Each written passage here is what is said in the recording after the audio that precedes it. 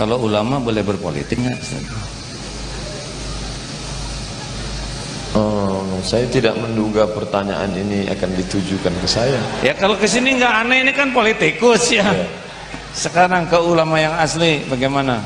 Ketika Nabi Muhammad SAW di kota Makkah tidak ada sholat berjamaah karena khawatir akan diserang Abu Jahal, Abu Lahab, Abu Sufyan. Kenapa? Karena Nabi tidak punya kekuasaan. Tapi ketika setelah sampai ke kota Madinah, Nabi punya kekuasaan. Selesai sholat, Nabi malah bisa melihat, inspeksi ke belakang. Asyahidun fulan, asyahidun fulan, asyahidun fulan. Mana sefulan? Kenapa tidak datang sholat berjamaah? Itulah yang tidak bisa saya lakukan karena saya tidak punya kekuasaan. Tapi kalau imamnya gubernur, dia bisa tanya, mana kepala dinas, mana kepala badan, mana kepala kantor, mana kepala wilayah. Biasa dicek. Apalagi kalau setelah gubernur jadi presiden.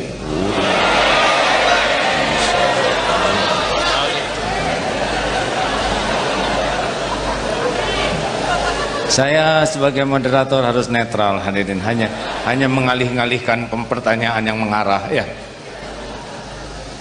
Begitulah hebatnya kekuasaan Ya, Ustaz. ini saya cerita. Beliau sudah jadi, tapi kemarin saya baru digosipin saja. Tidak gampang ternyata, Ustaz. Agim calon gubernur Jawa Barat. Rapat. Para relawan ngumpul. Tuh seperti yang itu tuh. Apa? UAS, tim. Sahabat UAS. Tuh ada tuh. Rapat. Mual, Pak. Mual. Iya. Rapat sampai jam 12 malam. Relawan. Pusing saya. Ini teh belum juga daftar, udah mual. Yang kedua yang paling berat buat saya, Pak, sesudah rapat-rapat terus, saya harus menjalin silaturahim, saya harus ceramah ke sana sini demi supaya orang tahu saya, supaya orang milih saya. Cilaka, saya nggak ada pahalanya ya. Wah, gawat nih, saya nggak sanggup itu begini. Yang ketiga, suka ngobrolin orang lain. Ya, kandidat itu begini, ini kan saya bisa gibah. Taluk aja. Ampun, nggak kuat saya sih. Pasti bukan makom saya. Ada makom orang yang lebih tangguh, yang bisa menjalani ini tanpa kotor hati. Itu pasti seorang ulama. Gitu. Udahlah hadirin, ngerti aja, nggak usah tepuk tangan. Ya. Baik, pertanyaan selanjutnya lebih berat. Siap menanggungnya? Ustadz, ekonomi umat. Kenapa ngoyondon begini? Kenapa ngoyondon itu bahasa Sunda ya, jadi berat gitu kalau mau jalan seperti anak kecil yang apa Morot. Udah enggak, ganti bahasanya.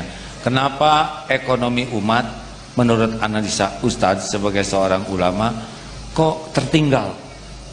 Kita lebih bangga beli ke orang lain daripada ke produk umat sendiri. Kalau ke mall nggak berani nawar, ke tukang sayur sampai stroke tukang sayurnya, ditawar habis-habisan. Kenapa kira-kira Ustaz? Menurut saya Ustaz, pertama orang Islam sudah dicuci otaknya, memahami bahwa Islam hanya untuk mati. Jadi ekonomi harus ditinggalkan, hanya akan melalaikan dari Allah. Ini siapa punya kerja, wallahu a'lam bishawab. Tapi yang jelas banyak umat Islam yang sebelum hijrah sibuk bisnis, setelah hijrah meninggalkan bisnis. Sebelum hijrah sibuk politik, setelah hijrah meninggalkan politik. Dia katakan, ini zaman jahiliyah saya, sekarang saya sudah Islami. Ini lebih bahaya karena sebelumnya dia menekuni dunia ini semua, sekarang dia sudah meninggalkan dunia padahal dia belum mati meninggal dunia. Akhirnya umat ini terus terperosok jauh. Lalu kemudian umat Islam tidak memiliki rasa empati yang dikatakan Nabi, la yu'minu ahadukum, kamu tidak beriman hatta yuhibba li akhih, sampai kau sayang kepada saudaramu ma yuhibbu li nafsih.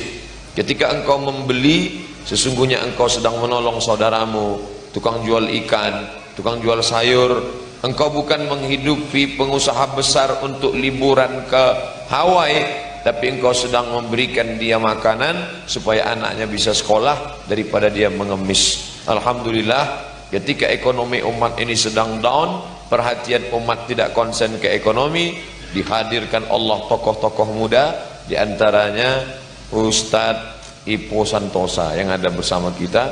Bukunya luar biasa, pengusaha muda muslim.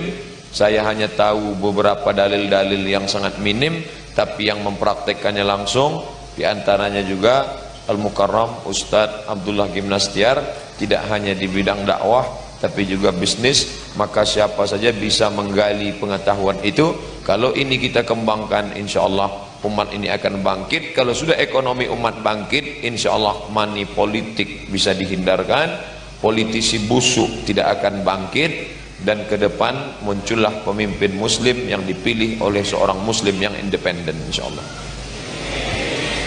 Jadi gimana sekarang, harus belanja ke siapa nih? Saya ketika ngajak sholat tarawih, orang tidak marah. Ketika viral video tentang marilah kita sholat berjamaah, orang tidak marah. Tapi ketika keluar video pendek, mari belanja ke warung muslim, disitulah baru keluar tuduhan, ini anti kebinekaan, ini radikal, ini anti minoritas, ini orang tidak layak hidup di NKRI. Kenapa? Ada yang ekonominya terusik. Tapi saya tidak peduli, saya tetap deklarasikan, belanja ke warung muslim, hidupi usaha-usaha muslim. Yang punya tanah, buatlah Kita Mart, 212 Mart. Bagi yang mau buat nama lain bisa MKMart, Somart, TGB Mart. Insyaallah. Saya berharap ceramah ini tidak hanya didengar tapi diaplikasikan. Ya. Kepada yang tidak beragama Islam juga tidak usah terusik dan tetap kebagian. Ya. Kita belanja ke toko ini, dia tokonya belinya ke sana, ya. Benar kan? Benar, memang begitu. Jadi tidak usah merasa terusik, karena kalau ketimpangan ini semakin besar, sebetulnya membahayakan mereka sendiri.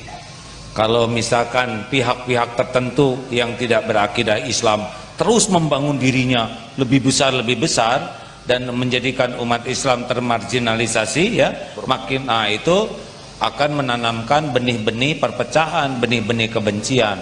Yang benar itu mau berbagi bersama, ya. Begitu kan? Baik. Terima kasih Ustadz.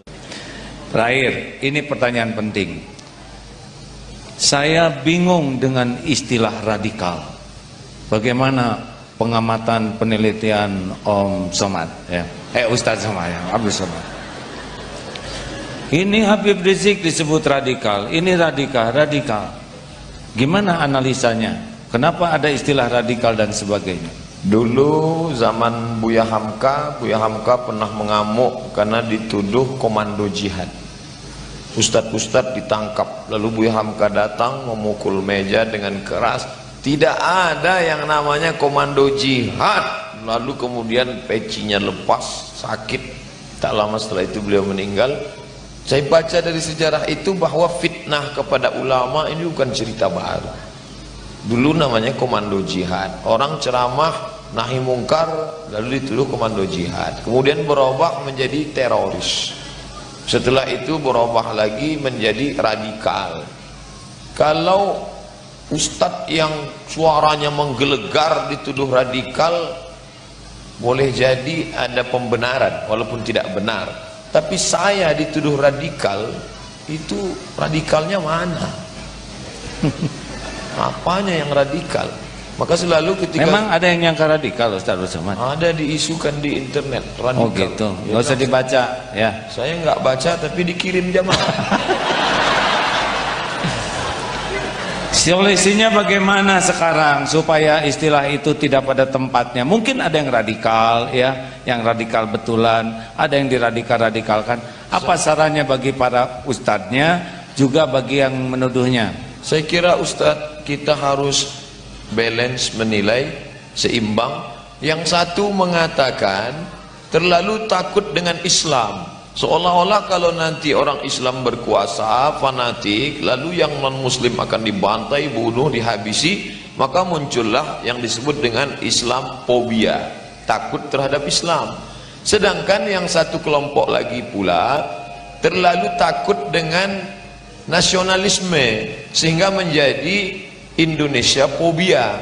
Kedua kelompok ini ada. Maka kita mesti paham, negeri ini didirikan oleh para ulama. Makanya ketika kita bicara Pancasila, nilai-nilai Islam ada dalam sila-sila itu. Keadilan, ketuhanan yang Maha Esa, persatuan Indonesia, kemudian musyawarah, itu nilai-nilai Al-Quran dan Sunnah yang diformulasikan, yang dibuat oleh para ulama. Makanya di pembukaan Undang-Undang Dasar itu atas berkat rahmat Allah yang Maha Kuasa. Maka ketika orang berteriak Allahu Akbar, dia tidak anti Indonesia. Dan ketika orang berteriak Pancasila, dia tidak anti la ilaha illallah. Maka jalan tengah, wa kadzalika ja'alnakum ummatan wasata, bahwa engkau saudaraku satu keyakinan, ya la ilaha illallah, tapi engkau tetanggaku yang non muslim, teman sekantorku yang tidak seakidah, kau mungkin bukan temanku satu keyakinan, tapi engkau tetaplah saudaraku dalam satu kebangsaan.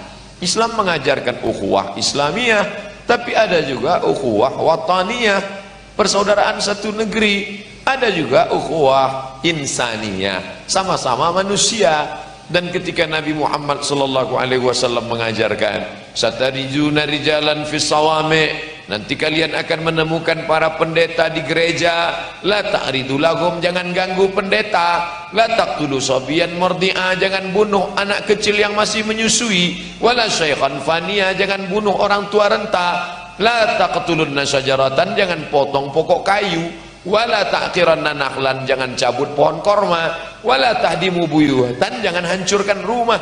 Ketika ini kita jelaskan ke khalayak umum, nanti yang berteriak-teriak radikal, teroris akan ditertawakan sendiri, karena sesungguhnya dia hanya menceritakan tentang sesuatu yang tidak ada. Mungkin sederhananya begitu, Ustaz.